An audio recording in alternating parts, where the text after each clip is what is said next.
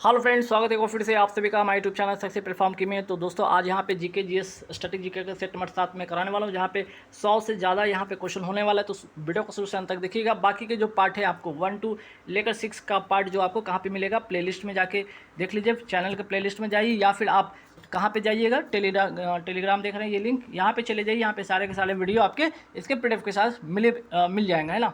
जिनको इसकी पीडीएफ चाहिए, 11,000 क्वेश्चन का कलेक्शन है जीके जीएस स्टैटिक जीके का पीडीएफ, जिसकी प्राइस है 200 रुपये। फ़ोनपे, पेटीएम, गूगल पे के माध्यम से आप पे करेंगे इस नंबर पे। पेमेंट करने के बाद व्हाट्सअप कर देंगे इसी नंबर पे। पेमेंट का स्क्रीनशॉट लेकर आपको आपके व्हाट्सएप पे पीडीएफ मिल जाएगी। जिनका रिसेंट में जो भी पेपर है, उनको करंट अफेयर्स की पीडीएफ चाहिए, वो 70 रुपये पे करके ले सकते हैं पीडीएफ। ठीक है, चलिए। तो आज के महत्वपूर्ण सवाल जीके का है, ठीक है, सेट नंबर 7 में कराने वाला हूँ यहाँ पे। तो पहला सवाल देखिए, पुष्यभूति वंश या जिसको कहते हैं वर्धन वंश के संस्थापक कौन थे? पुष्यभूति थे, याद रखिएगा, नाम से ही पता है पुष्यभूति है तो पुष्यभूति होगा। अगर वर्धन वंश अगर पूछ दिया जाए तो ध्यान रखिएगा, पुष्यभूति याद रखिएगा। राजधानी अगर पूछ लिया जाए कि पुष्यभूति वंश या वर्धन वंश का जो है, इसकी राजधानी क्या थी? थानेश्वर थी। थानेश्वर कहाँ पड़ता है? कुरुक्षेत्र, हरियाणा में पड़ता है। ठीक है, और सवाल ये बन जाए कि ठीक है, इसके समय में पुष्यभूति वंश की अगर मैं बात करूँ, इसके समय कन्नौज का राजा कौन था? ठीक है, तो कन्नौज का राजा जो था वो ग्रह वर्मा था, याद रखिएगा, मौखरी वंश का था। और इसके लिए अगर इसके समय मालवा का राजा पूछ लिया जाए तो कौन था? देवगुप्त था। ठीक है, तो कन्नौज का राजा, मालवा का राजा किसके समय? पुष्यभूति के समय कौन था? ग्रह वर्मा था और देवगुप्त था। अब बात यहाँ पे करते हैं, बात है यहाँ पे पुष्यभूति वंश की बात होगी। अब इसके बाद हम बात करेंगे हर्षवर्धन के बारे में बात करेंगे। ठीक है, हर्षवर्धन इंपॉर्टेंट सवाल है। यहाँ से सवाल डायरेक्ट बनता है कि अगर पूछा जाए कि इस वंश का ये तो सबसे प्रतापी राजा था, ये भी ध्यान रखना है आपको। 606 ईस्वी में 16 वर्ष की अवस्था में थानेश्वर की गद्दी पर, ठीक है, ये वही थानेश्वर की गद्दी है, ध्यान रखिएगा। जहाँ पे अभी पुष्यभूति की अगर मैं बात करूँ, राजधानी थी। ठीक है, इसकी गद्दी पर कौन बैठता है? हर्षवर्धन बैठते हैं। और अगर मैं बात करूँ यहाँ पे, ये कौन से धर्म का अनुयायी था? तो ये बौद्ध धर्म का अनुयायी था। तो हर्षवर्धन इंपॉर्टेंट बात है, कहाँ? अब थानेश्वर की गद्दी पे बैठता है। दूसरी बात यहाँ पे कि बौद्ध धर्म का अनुयायी था। इसे सबसे इंपॉर्टेंट बात है, ध्यान रखिएगा, इसे क्या कहा जाता है? इसे शीलादित्य के नाम से भी जाना जाता था। हर्षवर्धन से रिलेटेड सवाल पहला, ये तो क्या था कि शीलादित्य के नाम से जाना जाता था। 16 वर्ष की अवस्था में थानेश्वर की गद्दी पर बैठता है। ठीक है, अब यहाँ पे बात करते हैं हर्षवर्धन ने किसको हराकर कन्नौज पर अधिकार किया था? शशांक को हराकर कन्नौज पे अधिकार करता है। और कन्नौज पर अधिकार करने के बाद कन्नौज को क्या ये बनाता है? राजधानी बनाता है। तो हर्षवर्धन की अगर मैं पूछ लूँ यहाँ पे, राजधानी क्या थी? तो कन्नौज थी। और कन्नौज पर किसको हराकर इस पर अधिकार किया था? तो शशांक को हराया था। ठीक है, फिर अब आगे बढ़ते हैं हेनसांग। ठीक है, हेनसांग से एक और सवाल यहाँ पे बन सकता है, जो कि रिलेशन किससे? हर्षवर्धन से। हेनसांग का अगर मैं बात करूँ हर्षवर्धन से रिलेशन कैसे है कि हेनसांग ने किसके शासनकाल में आता है? तो हर्षवर्धन के जो है शासनकाल में कौन आता है? चीनी यात्री हेनसांग आता है। ठीक है, हर्षवर्धन की पराजय के अगर मैं पूछ लूँ कि हर्षवर्धन की पराजय किसके साथ युद्ध में हुआ था? तो हर्षवर्धन को किसने हराया था? पुलकेशिन द्वितीय ने हराया था। मोस्ट इंपॉर्टेंट क्वेश्चन है, हर्षवर्धन को किसने हराया था? पुलकेशिन द्वितीय ने हराया था। अगर पुलकेशिन की बात कर लिया जाए तो पुलकेशिन का जो है किस अभिलेख से संबंधित? पुलकेशिन द्वितीय का संबंध है एहोल अभिलेख से संबंधित है, ये भी ध्यान रखना है। ठीक है, फिर एक और सवाल बनेगा हर्षवर्धन से, क्या बाणभट्ट किसके दरबारी कवि थे? तो हर्षवर्धन के दरबारी कवि थे। अगर पूछा जाए बाणभट्ट की प्रमुख रचना क्या थी? तो हर्षचरित और कादंबरी, ये दो ऐसी प्रमुख रचना थी, ध्यान रखिएगा। फिर अगर पूछा जाए हर्षवर्धन से रिलेटेड सवाल क्या बन सकता है कि प्रियदर्शिका, रत्नावली, नागानंद नामक जो संस्कृत नाटक की रचना किसने किया था? हर्षवर्धन ने किया था। फिर बात यहाँ पे करते कि हर्षवर्धन के समय पुलिसकर्मियों को क्या कहा जाता था? चाट या भाट कहा जाता था। और हर्षवर्धन के समय सूती वस्त्रों का निर्माण का प्रसिद्ध जो स्थान या केंद्र था, क्या? मथुरा था। फिर मैं बात यहाँ पे करूँ CU की, जो कि यात्रा वृत्तांत किसकी लिखी पुस्तक थी? ये हेनसांग की थी। और यही हेनसांग किसके दरबार में आया था? हर्षवर्धन के दरबार में आया था, ये भी ध्यान रखना। अब आइए कुछ दक्षिण भारत के प्रमुख राजवंश के बारे में यहाँ पे एक नज़र देखते हैं फटाफट। जैसे इंपॉर्टेंट है पल्लव वंश। पल्लव वंश का संस्थापक कौन था? श्री विष्णु था।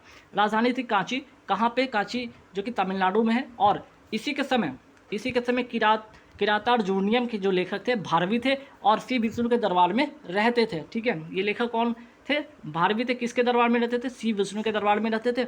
और क्या इन्होंने कौन सी लेख लिखा था? किरातार्जुनियम इन्होंने लिखा था। फिर मैं बात करूँ पल्लव वंश। देखिए पल्लव वंश के जो 5-6 ऐसे शासक है, उनका जरूर नाम याद रखिए। जैसे महेंद्र वर्मन फर्स्ट हो गया, नरसिंह वर्मन प्रथम हो गया, महेंद्र वर्मन द्वितीय, परमेश्वर वर्मन हो गया प्रथम, नरसिंह वर्मन द्वितीय और नंदी वर्मन द्वितीय, इनका सबका काल देखिएगा 600 से लेकर यहाँ 800 है ना, 600 से लेकर यहाँ पे 800 की ईस्वी के आसपास की इनकी पूरी की है ना शासन काल है इनका। तो अब यहाँ पे देखिए बारी बारी से सबके, ठीक है, चाहे महेंद्र वर्मन की मैं बात करूँ या नरसिंह वर्मन के बारे में बात करूँ, सबके बारी बारी से इनके काल में जो महत्वपूर्ण घटनाएं हुई, जैसे किया महेंद्र वर्मन ने किसकी रचना की थी, मत विलास प्रहसन की रचना किसने किया था, महेंद्र वर्मन ने किया था, प्रथम ने किया था, याद रखिएगा। अब मैं बात करती हूँ नरसिंह वर्मन प्रथम, इन्होंने रथ मंदिर या एकासम मंदिर का निर्माण कराया था, कहाँ पे, महाबलीपुरम, कहाँ है, तमिलनाडु में। मोस्ट इंपॉर्टेंट क्वेश्चन है, ध्यान रखिएगा, नरसिंह वर्मन प्रथम। लेकिन यहाँ पे कन्फ्यूजन सवाल भी बन सकते हैं, यहाँ पे नरसिंह वर्मन प्रथम है, यहाँ पे नरसिंह देव प्रथम है, दोनों में आगे का जो नाम है सेम है, सिर्फ थोड़ा सा अंतर है, यहाँ पे वर्मन है, यहाँ पे देव है, ठीक है। इन दोनों में कन्फ्यूजन इसलिए यहाँ पे एक साथ देखिए, नरसिंह देव प्रथम ने किसका निर्माण करवाया था, तो कोणार्क के सूर्य मंदिर, जो कि कहाँ है, उड़ीसा में, और ये गंग वंश के क्या थे, शासक थे, ये भी ध्यान रखिएगा। और कोणार्क का अगर सूर्य मंदिर की मैं बात करूँ, जैसे ब्लैक पैगोडा भी कहा जाता है, वहीं रथ मंदिर का एकासम मंदिर को किस नाम से जाना जाता है, सप्त पैगोडा, इसकी संख्या 7 है। सबसे बड़ा रथ मंदिर क्या है, युधिष्ठिर का, और सबसे छोटा मंदिर है द्रौपदी का, ठीक है। तो यहाँ पे देखिएगा कोणार्क के सूर्य मंदिर को और किस नाम से जाना जाता है, ब्लैक पैगोडा के नाम से जाना जाता है। बतापी कुंड या महामल्ल की उपाधि की धारण किसने किया था, इसकी उपाधि का धारण किया था नरसिंह वर्मन प्रथम ने। इसके शासनकाल में ही जो चीनी यात्री हिंसेंग आया था, ये भी ध्यान रखिएगा, ठीक है। फिर आगे बढ़ते, अरबों के आक्रमण के समय पल्लवों का शासक कौन था, नरसिंह वर्मन द्वितीय। तो ठीक है, नरसिंह वर्मन, ये भी पल्लव वंश, ठीक है, ये भी पल्लव वंश है ना, ये भी पल्लव वंश है, याद रखिएगा, ऐसा नहीं कि यहाँ पे कुछ और है, अलग है, ठीक है। नरसिंह वर्मन प्रथम जो कि पल्लव वंश के थे, बतापी कुंड या महामल्ल की उपाधि धारण किया था, इनके शासनकाल में चीनी यात्री हिंसांग आए थे। अरबों के आक्रमण के समय पल्लवों का शासक कौन था, तो नरसिंह वर्मन द्वितीय था। नरसिंह वर्मन प्रथम को, अब देखिए नरसिंह वर्मन प्रथम को किसको हराकर, इस नरसिंह वर्मन प्रथम ने किसको हराकर बतापी कुंड की उपाधि धारण की थी, आंसर हो जाएगा पुलकेशिन द्वितीय, ठीक है, पुलकेशिन द्वितीय, ध्यान रखिएगा। वही बात करते हैं कांची तमिलनाडु का कैलाश मंदिर का निर्माण किसने कराया था, नरसिंह वर्मन द्वितीय ने कराया था, ये भी पल्लव वंश के थे। सौर मंदिर कहाँ पे, महाबलीपुरम तमिलनाडु में है, इसका निर्माण किसने कराया था, नरसिंह वर्मन द्वितीय, ये भी पल्लव वंश के हैं। फिर मैं बात करूँ यहाँ पे कि 10 कुमार चरित्र के लेखक, मोस्ट इंपॉर्टेंट क्वेश्चन है, कौन थे, दंडी, ये नरसिंह वर्मन द्वितीय के दरबार में रहते थे और ये भी पल्लव वंश के थे। कांची का मुक्तेश्वर मंदिर और तथा बैकुंठ पेरुमाल मंदिर का निर्माण किसने कराया था, नरसिंह वर्मन द्वितीय, जो भी कि पल्लव वंश के थे। अब पल्लव वंश के बाद आते हैं हम यहाँ पे चोल वंश के बारे में बात करते हैं। चोल वंश के संस्थापक कौन थे, विजयालय, 850 से लेकर 850 से लेकर 887 ईस्वी तक ये इनका शासन रहता है। राजधानी होता है तंजौर, या इनको तंजावुर कहते हैं या तंजाई कहते हैं ना।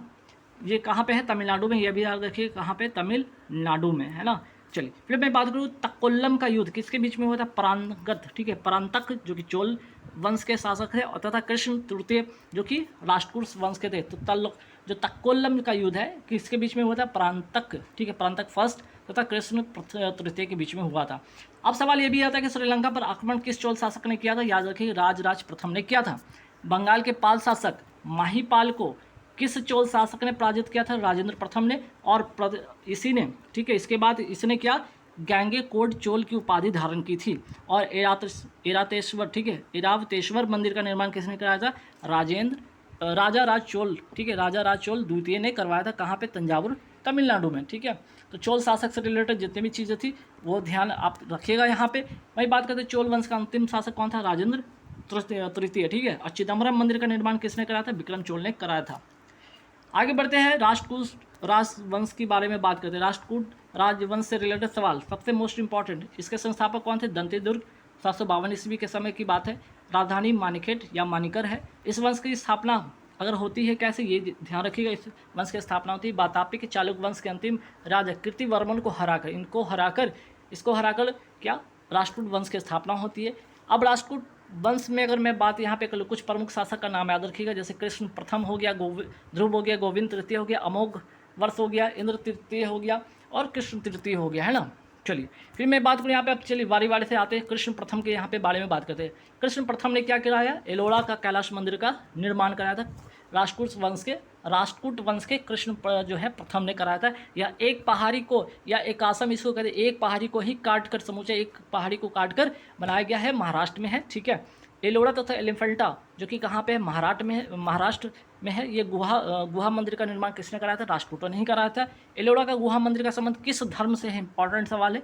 एलोरा का गुहा मंदिर को पूछा जाए तो बौद्ध धर्म, जैन धर्म और हिंदू, ये तीनों धर्म से रिलेटेड है, ठीक है।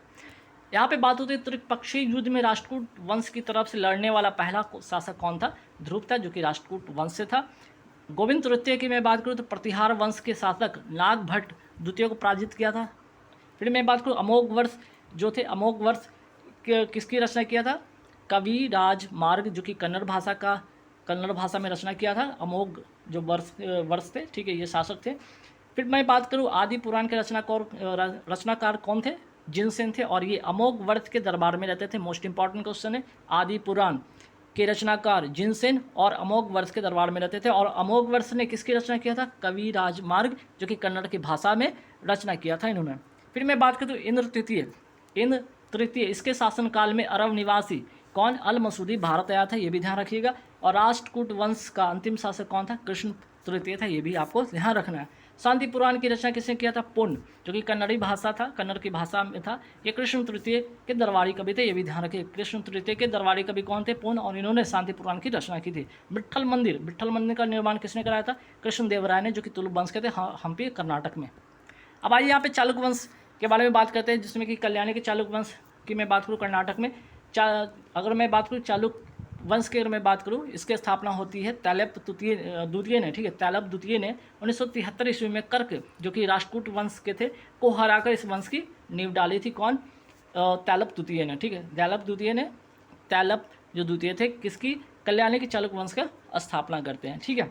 कल्याणी के चालुक्य वंश की स्थापना किसने किया था? तैलप द्वितीय ने, और राजधानी था मानेखेट, ठीक है। वही बात करते हैं मिताक्षरा, जो कि हिंदू विधि ग्रंथ की रचना किसने किया था? विज्ञानेश्वर, महान विधिवेत्ता थे। और विक्रमांक देवचरित्र की रचना किसने किया था? बिल्हन ने किया था।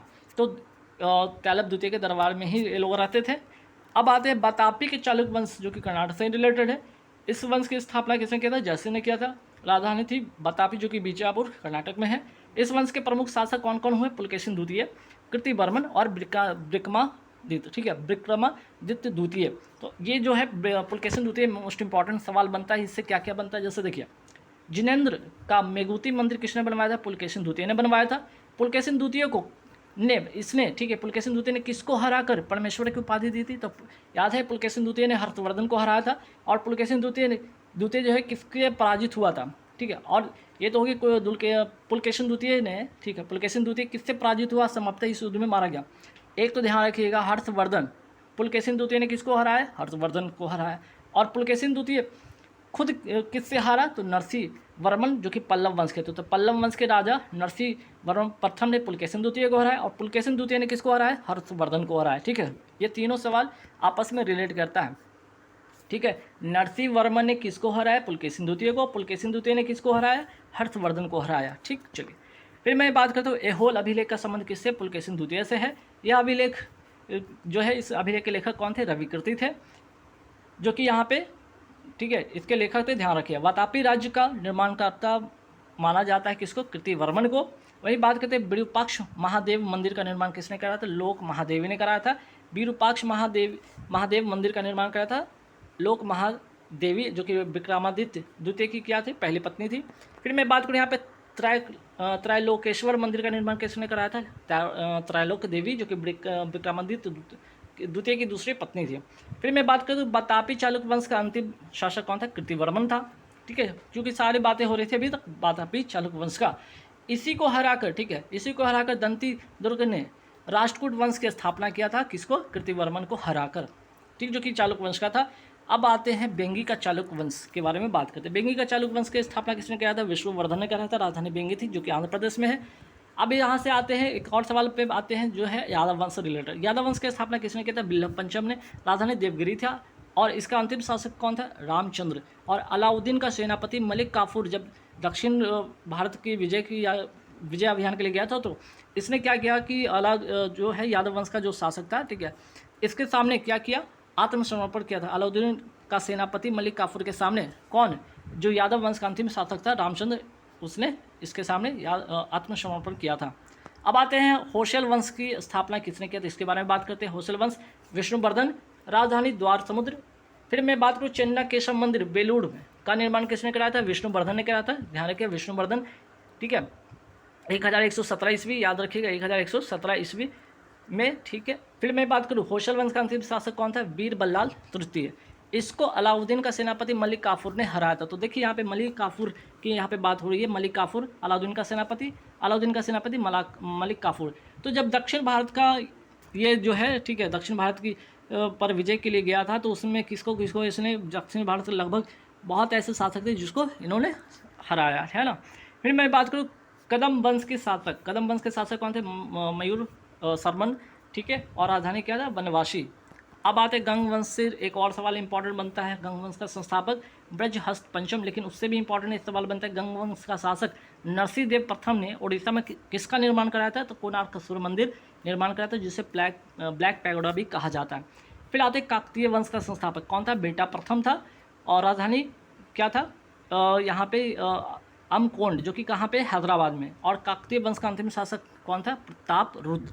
अब आई पाल वंश, ये भी मोस्ट इंपॉर्टेंट, इससे सवाल बनता है एग्जाम में। जैसे पाल वंश के संस्थापक गोपाल थे, और 750 ईस्वी की इस समय की इनका जो काल रहता है। राजधानी जो है मुंगेर, बौद्ध धर्म के अनुयायी थे। उदंतपुरी बिहार विश्वविद्यालय की स्थापना इन्होंने कराया था, धर्मपाल ने कराया था, ये भी पाल वंश के थे। ये बिहार के भागलपुर जिले में स्थित है, ठीक है। उदंतपुरी की अगर मैं बात करूँ यहाँ पे, ठीक है, तो यहाँ पे उदंतपुरी हो गया। विश्वविद्यालय की स्थापना किसने? धर्मपाल ने कराया था। इसको थोड़ा काटिएगा। यहाँ पे ये भागलपुर विक्रमशिला से रिलेटेड सवाल का था, ठीक है। यहाँ पे क्वेश्चन है मिसप्रिंट हुआ। उदंतपुरी बिहार विश्वविद्यालय की स्थापना धर्मपाल ने कराया था। कन्नौज के लिए त्रिपक्षीय संघर्ष में सबसे पहले कौन शामिल हुआ था? तो धर्मपाल शामिल हुआ था कन्नौज के लिए। त्रिपक्षीय संघर्ष में कौन कौन शामिल था? ये जो कन्नौज है, ये त्रिपक्षीय संघर्ष में पाल वंश था, गुर्जर प्रतिहार वंश था, और राष्ट्रकूट वंश था। तो पल्लव वंश का जो धर्मपाल था, इसमें सबसे पहले शामिल होता है। फिर मैं बात करूँ पल्लव वंश का शासक महिपाल को किसने पराजित किया था? राजेंद्र प्रथम ने, जो कि चोल वंश का था। और उसके बाद इसने गैंगेकोट, ठीक है, गैंगेकोट चोल की उपाधि धारण की थी। मतलब ये चोल वंश का शासक था। कौन? राजेंद्र प्रथम। और पाल वंश का शासक महिपाल को हराया था। उदंतपुरी बिहार के प्रसिद्ध बौद्ध मठ का जो है निर्माण किसने कराया था? देवपाल ने कराया था। विक्रमशिला विश्वविद्यालय की स्थापना किसने कराया था? धर्मपाल ने कराया था। और विक्रमशिला है कहाँ पे विश्वविद्यालय? ये भागलपुर जिला है, बिहार के भागलपुर जिले में स्थित है। अब आगे बढ़ते हैं, सेन वंश के बारे में कुछ बातें करते हैं। यहाँ पे सेन वंश की स्थापना किसने किया था? सामंत सेन ने किया था। गीत गोविंद के लेखक जयदेव, मोस्ट इंपॉर्टेंट क्वेश्चन है, किसके दरबार में रहते थे? लक्ष्मण सेन।